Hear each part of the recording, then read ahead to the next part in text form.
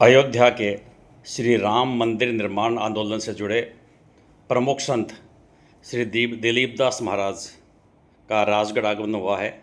आइए जानते हैं उनसे कि राम मंदिर के निर्माण का लक्ष्य पूरा हो गया है। अब आगामी योजना आपकी क्या है और किस लक्ष्य पर आप काम करेंगे, करना चाहेंगे?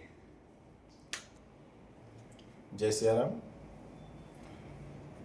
राजगढ़ से हमारा बहुत ही आत्मीय संबंध है और मैं यहाँ भगवान राम के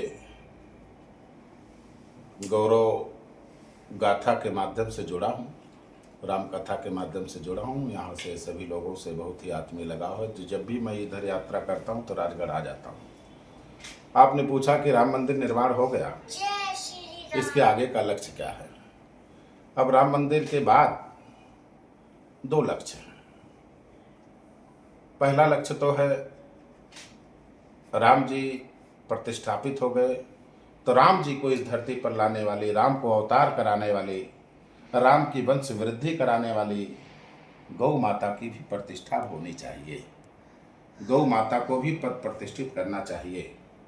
गौ माता को राष्ट्र माता के पद पर प्रतिष्ठापित किया जाए और गौ हत्या का कानून बने और गौ हत्या पर प्रतिबंध लगे। गौ पूरे विश्व की माता है।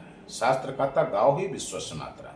हम पूरे विश्व की बात तो नहीं करते, पर अपने भारत की बात करते हैं, अपने भारत राष्ट्र की बात करते हैं कि जिस भारत में हम रहते हैं, जिस भारत की संस्कृति गौ माता के द्वारा पालित और पोषित हो रही है, ऐसे भारत में कम से कम गौ माता को राष्ट्र माता का दर्जा मिले और पशु की श्रेणी से गौ माता को सरकारी अभिलेखों से निकाला जाए, गौ माता को राष्ट्र माता घोषित किया जाए। ये हमारा मुख्य लक्ष्य है। महाराज जी, आपका लक्ष्य बहुत अच्छा है। वर्तमान में भाजपा की सरकार है जो गौ माता और राम के नाम पर काफ़ी हद तक सरकार चला रही है, और आज स्थिति है कि बड़े बड़े कत्ल खाने सरकारी लाइसेंस पे चल रहे हैं। तो ये क्या कारण है कि सरकार चाहते हुए भी ऐसे कत्ल खानों पर या फिर गौ माता के कत्ल पर प्रतिबंध नहीं लगा पा रही?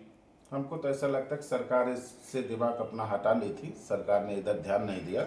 सरकार ने अभी राम जी पर ध्यान दिया था, राष्ट्र पर ध्यान दिया था, तमाम सारे विषय थे उनके, उस पर ध्यान दिया था। सरकार जरूर इस तरफ अपनी दृष्टि फेरेगी और सरकार को फेरना भी पड़ेगा। और सरकार ये दृष्टि अगर अपनी नहीं फेरेगी तो गौ माता के द्वारा, अगर जब तक गौ माता प्रतिष्ठापित नहीं होगी तो हमारा भी सनातन मजबूत नहीं हो पाएगा। सनातन की कोई प्रतिष्ठा नहीं है। सनातन की यदि कोई प्रतिष्ठा तो गौ माता से है। मैं सरकार से निवेदन करता हूँ, अपनों से कोई बात नहीं कही जाती, अपनों को समझना चाहिए। ये संतों की सरकार है, महात्माओं की सरकार है, हिंदुत्व की सरकार है।